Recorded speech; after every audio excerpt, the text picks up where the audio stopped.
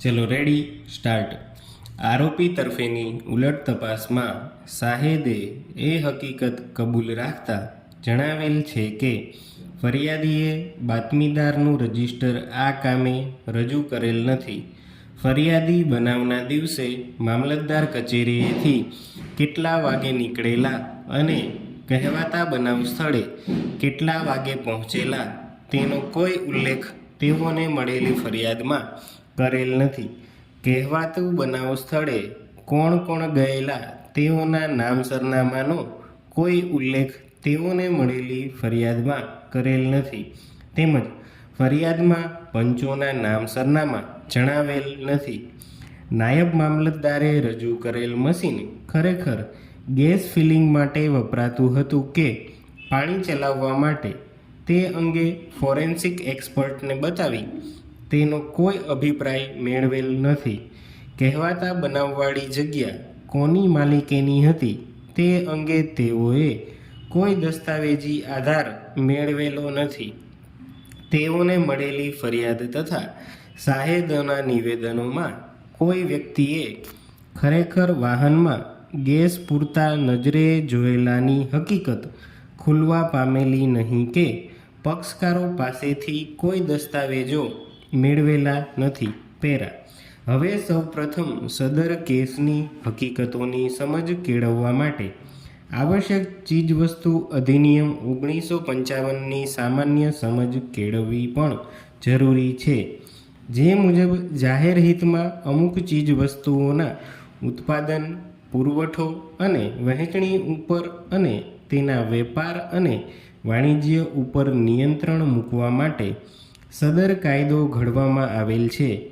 કઈ કઈ વસ્તુઓને સદરી કાયદામાં આવરી લેવામાં આવેલ છે તેની સ્પષ્ટતા કલમ 2 મુજબ તેની વ્યાખ્યામાં કરવામાં આવેલ છે, જે નીચે મુજબ છે.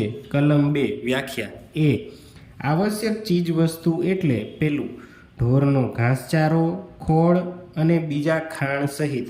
બીજું, કોક અને તેમાંથી ઉત્પન્ન થતા પદાર્થો સહિત. ત્રીજું, ઓટોમોબાઈલ્સના અંગભૂત ભાગો અને વધારાના સાધનો. ચોથું, સુતરાઉ અને ગરમ કાપડ. ચોથું એ ઔષધો. ડ્રગ્સ એન્ડ કોસ્મેટિક એક્ટ 1940ની કલમ 3માં ઔષધોનો જે અર્થ આપ્યો હશે તે જ થશે. પાંચમું, ખાદ્ય પદાર્થો, ખાદ્ય તેલીબિયા અને તેલ સહિત. છઠ્ઠું, લોખંડ અને પોલાદ કે તેમાંથી બનેલ વસ્તુઓ. સાતમું, કાગળ, ન્યૂઝ પ્રિન્ટ, પેપરબોર્ડ અને સ્ટ્રોબોર્ડ. આઠમું, પેટ્રોલિયમ અને પેટ્રોલિયમ પેદાશ. નવમું, લોઢેલું કે લોઢિયા વગરનું કાચું રૂ કે કપાસિયા. 10. કાચું શણ. 11. જે વસ્તુના સંબંધમાં બંધારણની 7મી અનુસૂચિની યાદી 3ની નોંધ 33ની રૂએ જેના સંબંધમાં સંસદને કાયદા કરવાની સત્તા હોય તેવી કેન્દ્ર સરકારે સરકારી ગેજેટમાં હુકમ પ્રસિદ્ધ કરીને આ અધિનિયમના હેતુ માટે આવશ્યક વસ્તુ તરીકે જાહેર કરેલી કોઈપણ પ્રકારની વસ્તુ. બી. શેરડીના પાકનો અનાજના પાકમાં સમાવેશ થાય છે.